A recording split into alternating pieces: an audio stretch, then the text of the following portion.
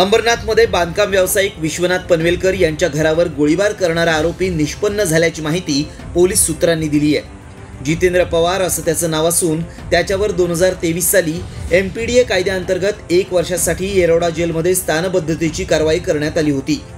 जेलमध्ये नेताना त्यानं पत्रकारांवरही दगड भिरकावला होता। त्यानंतर नुकताच भाजपच्या माजी नगरसेवकाच्या कार्यालयावर झालेल्या तलवार हल्ल्याच्या प्रकरणातही त्याचं नाव आलं होतं अशी माहिती सूत्रांनी दिली असून अधिकृतरित्या मात्र अद्याप पोलिसांनी आरोपीबाबत माहिती दिलेली नाही।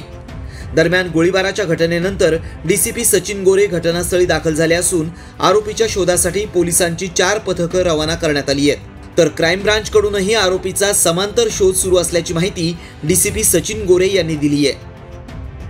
अंबरनाथ पूर्व पोलीस स्टेशन अंतर्गत हुतात्मा चौकामध्ये एक 2:15 वाजल्याची ही घटना आहे। त्यामध्ये 2 अज्ञात इसमांनी येऊन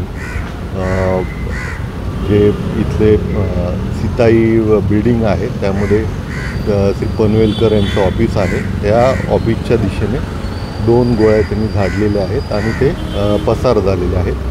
त्या अनुषंगाने पोलिसांची पथकं आम्ही तैनात केलेली आहेत। जवळपास 4 पोलीस टीम्स आणि क्राईम ब्रांचचा तपास जो आहे तो समांतर पद्धतीने सुरू आहे। लवकरच याविषयी आम्ही जास्तीची माहिती देऊ। डिजिटल बातमीदारीच्या युगात अल्पावधीतच नावारूपाला आलेल्या आणि लाखो प्रेक्षकांच्या पसंतीस उतरलेल्या एकमत न्यूज चॅनलला Instagram आणि Facebookवर फॉलो करा। YouTubeवर सबस्क्राइब करा।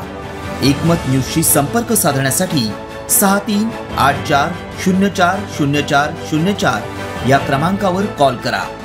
बातमी म्हणजेच एकमत न्यूज।